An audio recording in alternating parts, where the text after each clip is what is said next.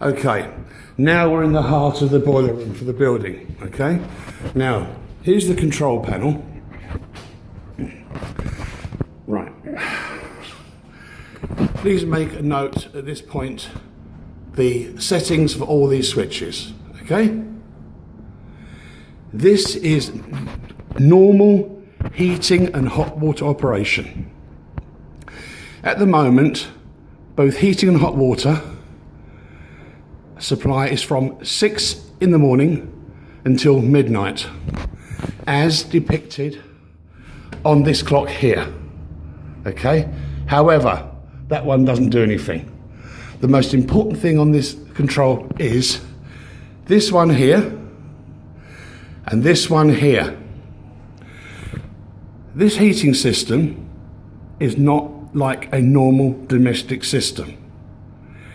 This scale is incremental and represents the heat at external temperature at which the heating will come on, and then as you can see a scale across there going from 20, 15, 10, 5 to 0, that is temperature, okay, external temperature. So once the external temperature hits 0, the water temperature will go to maximum in the system, okay? So very simply, at 15 degrees external, the heating comes on, and as it descends to below freezing outside, it gets hotter and hotter. That's the way this works. Opening up the unit itself, this is the control clock.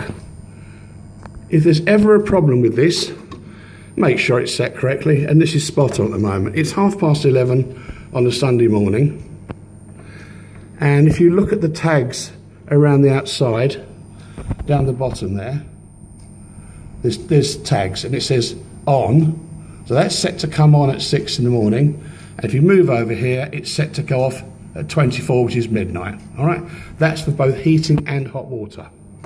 If ever there's a power cut and things go a bit skew with, check this clock. This is the only one you need to check.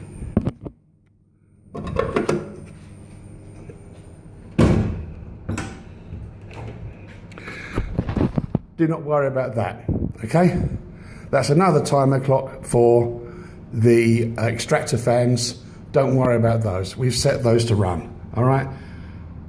And exactly what we've done there. Number 1 is working, number 2 is not. Leave it on number 1, it works.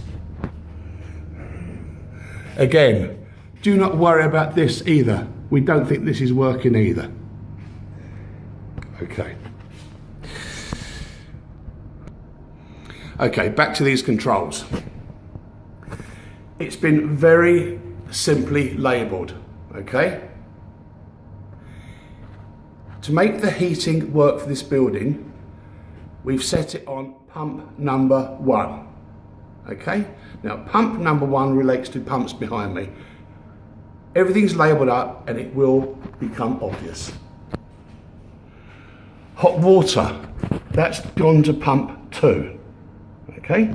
Again, these are all labelled behind me. And primary boiler pump is also on 1. It doesn't matter whether it's 1 or 2, but it has to correspond with the valves behind me, okay? Burner, obvious. We don't have number 1 anymore. It's been disconnected, hence it's marked dead and switched off. We only have 1 boiler now, and that is number 2, and it's switched on. Very important again, here is your mains isolator. Down here we have the main sort of controls of the boiler itself. That is a fan. There's various valves behind us there that control the gas flow. But the most important thing is this little box down here, okay? Now at the moment it's all working. There's a very good reason for that. You see this little gizmo here? For about 21 years, this was set incorrectly. This is what was found to be incorrectly adjusted. It was 45 degrees out. It's an optical sensor. It has to physically look for the flame. Since that was put in correctly, it no longer fails. if the heating does ever fail, you have to check this clock. The clock is illuminated and will go orange when the system fails, and then you reset it with the button above. Here is the thermostat for the boiler. I have set it at this moment for 65 degrees, which will be more than adequate.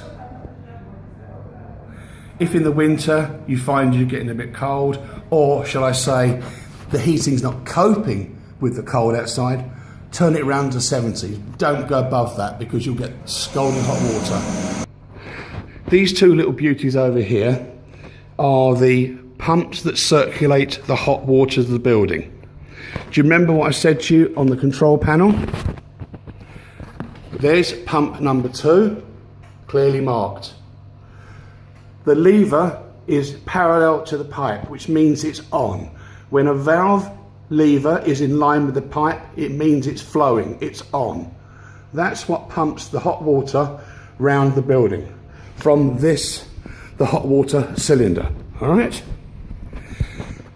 That is a standby pump. Although, to be honest with you, every now and then, in fact yearly, we're going to rotate them. So what I'll do next time we need this, I'll set that one to run and this one will be off. So as you can see, on this one, pump number 1, the lever is closed. All right, it's closed because it's an angle to the flow.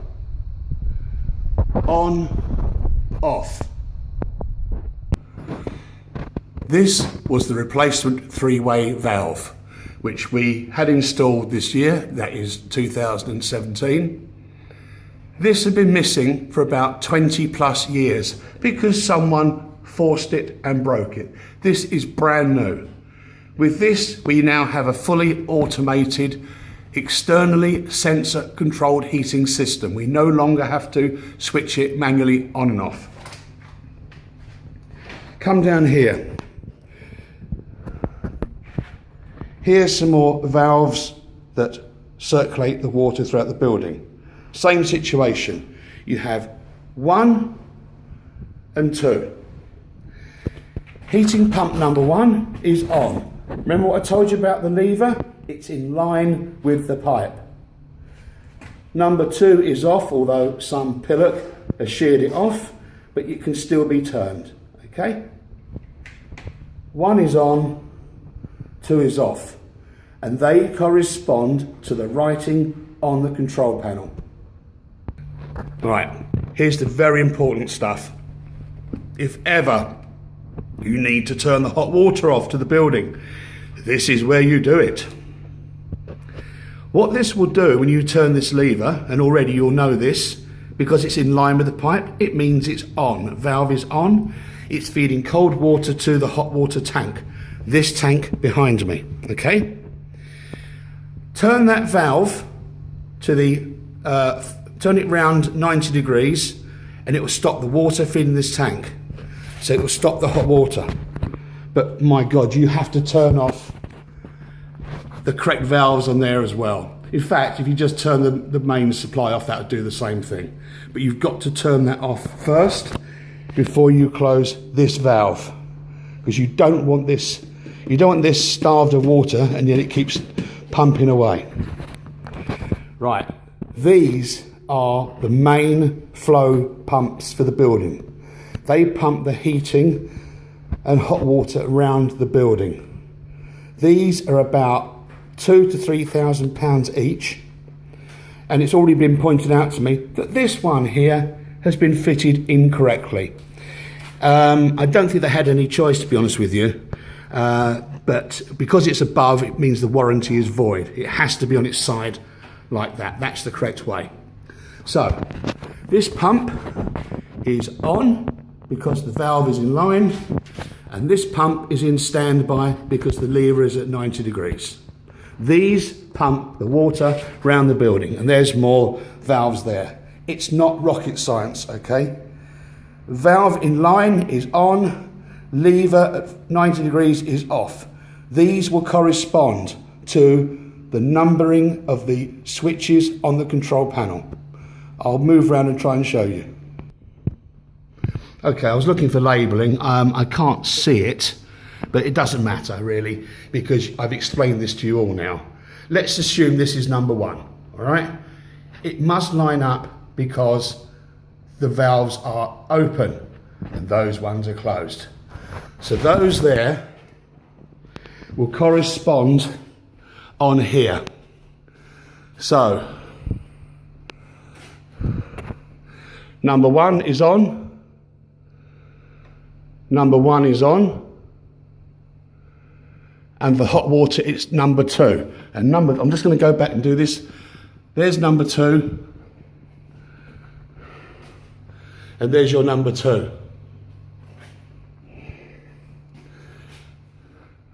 Number one.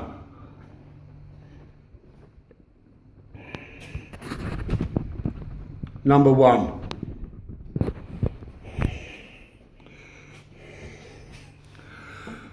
Number one. Number one. All right, everything lines up now. What I did so I could do this, I turned everything off so I could talk to you while I was doing this. To reinstall it, there's a switch at the back here. Okay, listen. Everything's come back on again now. That's how you turn it all off. That's the simplest way of doing it.